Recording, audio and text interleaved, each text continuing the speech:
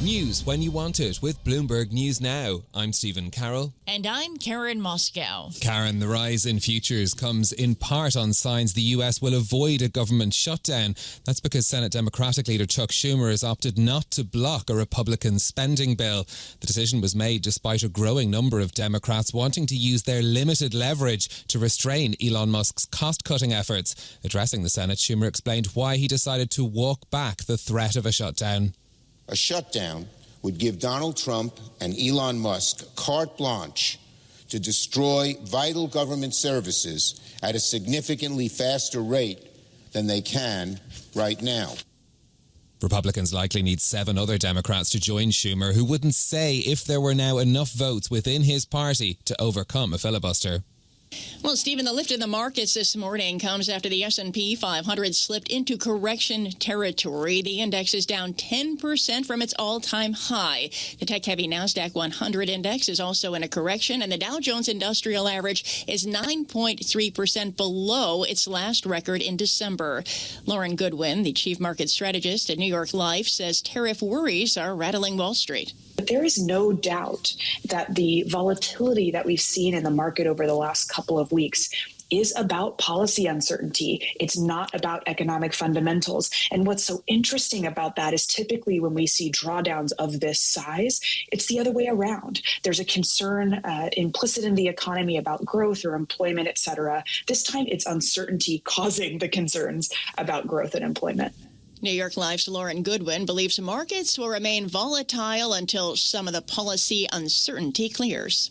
Investors are the most bullish on treasuries relative to stocks for at least 3 years. That's the findings of the latest Bloomberg Markets Live Pulse survey. US bonds are expected to deliver a better volatility-adjusted return over the next month than equities, according to a survey of more than 500 market participants conducted this week.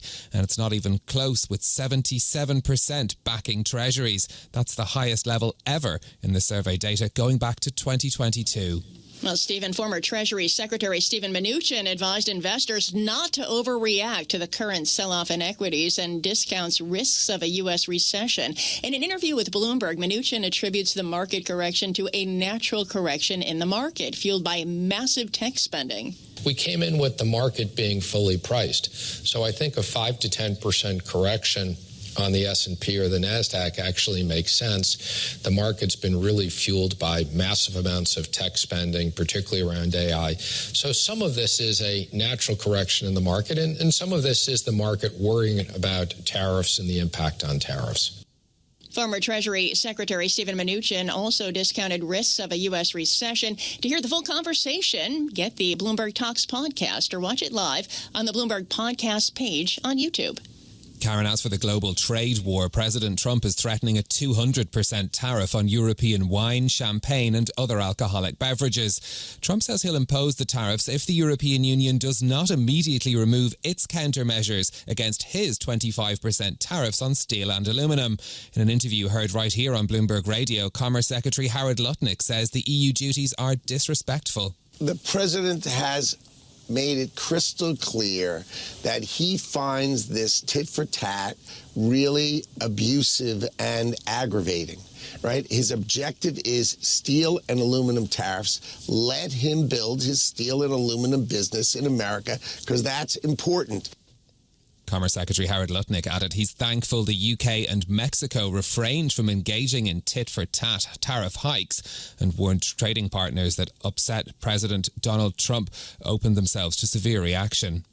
Well, Stephen, the president of the European Central Bank is warning of severe global fallout from a trade war with the U.S. Here's what Christine Lagarde told the BBC. If we were to go to a real trade war, where trade would be dampened significantly, that would have severe consequences. It would not be cause for concern. It would be severe consequences for growth around the world and for prices around the world, but particularly in the United States. But also in Europe. It would push Europe into recession, wouldn't it? You know what it's doing at the moment? Stirring European energy. It's a big wake-up call for Europe. Maybe this is a European moment yet again. And Lagarde also told the BBC that Brussels had no choice but to retaliate against the U.S. following its decision to implement 25% tariffs on global steel and aluminum imports.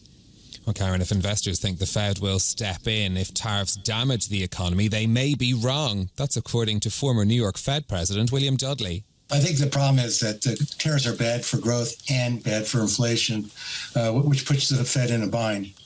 Basically, they're missing by more on both sides of their mandate. So I think in the near term, the Fed's going to basically be on hold, waiting for more information.